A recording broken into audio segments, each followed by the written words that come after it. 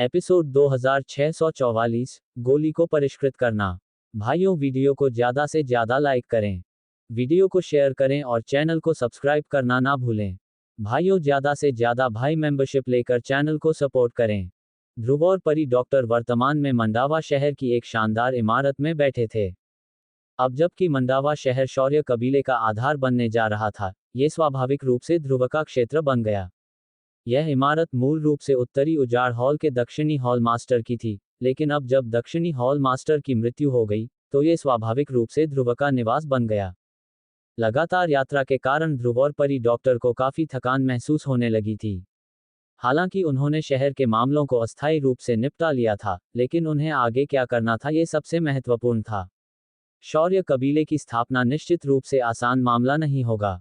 विशाल उत्तरी क्षेत्र में संभवतः आज से उन्हें अनगिनत परेशानियों का सामना करना पड़ेगा। परिणामस्वरूप उन्हें और भी अधिक आराम करने की आवश्यकता पड़ी। ध्रुव और परी डॉक्टर उत्तरी समुद्र से पूरी तरह दौड़कर आए थे। रास्ते में जो कुछ भी हुआ उसने उन्हें शारीरिक और मानसिक रूप से थका दिया था। आकांक्षा मूल परिवर्तन क्षेत्र के मध्यवर्ती स्तर तक पहुंच सकती थी, लेकिन उसने केवल ये ताकत प्राप्त की थी और अभी भी इसका अच्छी तरह से उपयोग करने में असमर्थ थी। अपने भाई देवराज के मामले को जोड़ते हुए उसकी हालत बेहद खराब थी। उन दोनों की तुलना में आकांक्षा वह थी जिसे सबसे ज्यादा आराम की जरूरत थी। मैंने कभी नहीं सोचा था कि आप यहाँ शौर्य कबीले की स्थापना करेंगे। मैंने सोचा था कि आप अकेले ही आगे बढ़ते रहेंगे। हॉल में बैठी परी डॉक्टर का प्यारा शरीर आलस्य से एक कुर्सी पर बैठ गया और ध्रुव को देखकर मुस्कुराया। कौन कहता है कि मैं अकेला हूँ? क्या मेरे पास तुम लोग नहीं हो? ये सुनकर ध्रुव धीरे से मुस्कुराया। परी डॉक्टर अपने लाल होंठों को दबाने के अलावा कुछ नहीं कर सकी। आकांक्षा का चेहरा उदासीन रहा। हालांकि ध्रुव की बातें सुनने के बाद उसकी खूबसूरत आंखों की गहराई में थोड़ा बदलाव आया। उसके भाई के अलावा इस दुनिया में कोई नहीं था। ध्रुव के शब्दों को उसके लिए उसके मन में सबसे बड़ा भरोसा कहा जा सकता है। ध्रुव की तीव्र इंद्रियों के साथ उसने स्वाभाविक रूप से आकांक्षा की असामान्यता का पता लगाया। उसके दिल में एक विचार कौंधा, परंतु वह कुछ न बोला। जैसे ही उसने कहा, उसकी आंखें एक बार फिर परी डॉक्टर पर लौट आईं। वर्तमान में मुझे यकीन है कि तथाकथित भूत हॉल निश्चित रूप से मोक्ष कबीले का सदस्य है। इसके अलावा वे मुझसे बहुत परिचित लगते हैं। वे मेरे द्वारा सीखे गए आधे से अधिक कौशल जानते हैं। हालांकि मेरी समझ उनमें से केवल इस तथ्य तक ही सीमित है कि वे मोक्ष कबीले के सदस्य हैं। अगर मैं उनका सामना करना चाहता हूं, तो मुझे अपना खुद का दल स्थापित करना होगा। हाँ, मैं अब वैसा नहीं रहूंगा जैसा मैं अतीत में था। उन्हें मेरे पीछे पीछा करने की इजाजत देता हूं। उनसे निपटने का सबसे अच्छा तरीका है अपराध को बचाव के रूप में उपयोग करें। इन शब्दों के बजने के बाद परी डॉक्टर के चेहरे पर एक बर्फीली ठंडी अभिव्यक्ति उभर आई। वह पहले से ही मोक्ष कबीले से बेहद नफरत करती थी। ऐसा इसलिए था क्योंकि वे ध्रुव के दुश्मन थे। आकांक्षा ने बगल में ध्रुव के शब्द सुने। हालांकि वह नहीं जानती थी कि तथाकथित भूत दल किस प्रकार का दल है, वह ध्रुव के शब्दों से समझ सकती थी कि वह समूह निश्चित रूप से ध्रुव का दुश्मन था। अपने गुरु की शिष्या के रूप में वह स्वाभाविक रूप से अपने गुरु के शत्रु के प्रति दयालु नहीं होगी।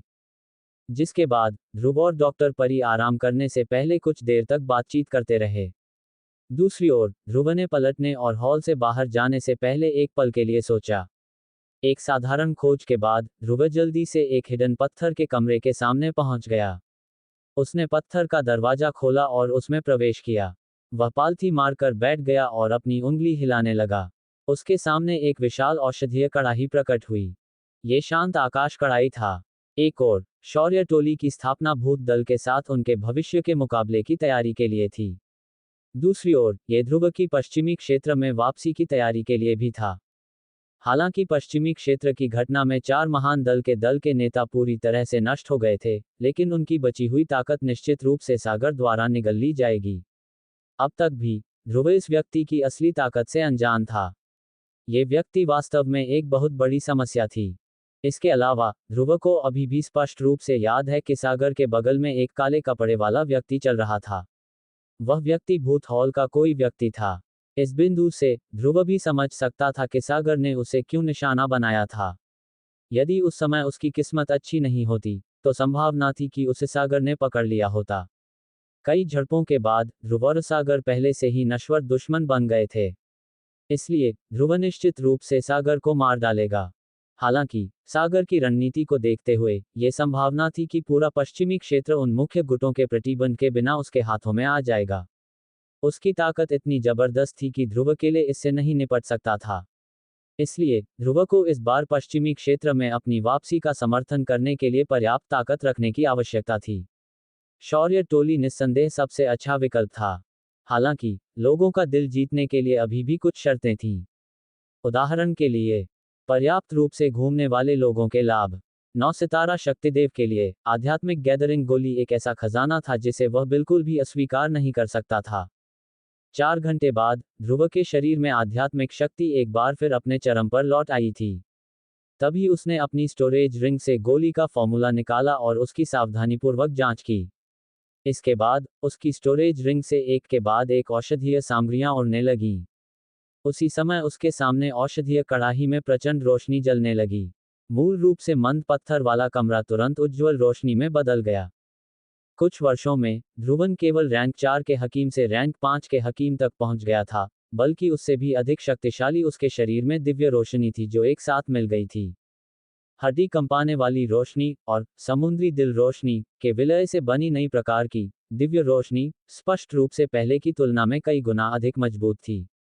ये सिर्फ एक लड़ाई में नहीं था। दवा को परिष्कृत करते समय इस दिव्य रोशनी की ताकत और भी अधिक स्पष्ट रूप से प्रदर्शित हुई। जिन औषधीय सामग्रियों को औषधीय कड़ाही में डाला गया था, वे थोड़े समय के बाद तेजी से सूख गईं। ध्रुव की आत्मा शक्ति के नियंत्रण में भीतर की अशुद्धियां एक एक करके कड़ाही के नीचे गिरती हुई दूर हो गईं। रोशनी में जो तैरता रहा वह स्वाभाविक रूप से औषधीय सामग्रियों के भीतर की सबसे शुद्ध शक्ति थी। रैंक 5 हकीम के रूप में उनकी स्थिति और दिव्य रोशनी की शक्ति के साथ औषधीय सामग्रियों को परिष्कृत करना बेहद आसान था। बेशक इसका एक कारण आध्यात्मिक गैदरिंग गोली था। चाहे वह औषधीय सामग्री हो या गोली का ग्रेड, वे सभी रैंक 5 गोलियों के बीच निचले स्तर की थीं। अन्यथा दिव्य रोशनी की मदद से भी ध्रुव के लिए यह इतना आसान नहीं होता। समय बहते पानी की तरह बह गया। अनजाने में ध्रुव को पत्थर के कमरे में प्रवेश किए 10 दिन पहले ही बीत चुके थे। बाहरी दुनिया में आकांक्षा ने डॉक्टर परी के नेतृत्व में शहर के सभी मामलों का प्रबंधन करना शुरू कर दिया था।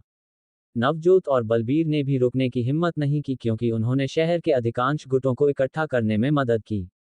उसी समय शौर्य कबीले का नाम धीरे धीरे पूरे उत्तरी उजाड़ क्षेत्र में फैल गया। एक के बाद एक दल तेजी से मंडावा शहर में पहुंचे। उनमें से एक समूह के आने से डॉक्टर परी को कुछ आश्चर्य हुआ। जो व्यक्ति आया था वह रायजादा चौक का मालिक था, जिससे वे कुछ समय पहले उत्तरी सागर में मिले थे, हरीश। भाइयों, वीडियो को ज़्यादा से ज़्यादा लाइक करें, वीडियो को शेयर करें और चैनल को सब्सक्राइब करना ना भूलें। भाइयों, ज़्यादा से ज़्यादा भाई मेंबरशिप लेकर चैनल को सपोर्ट करें।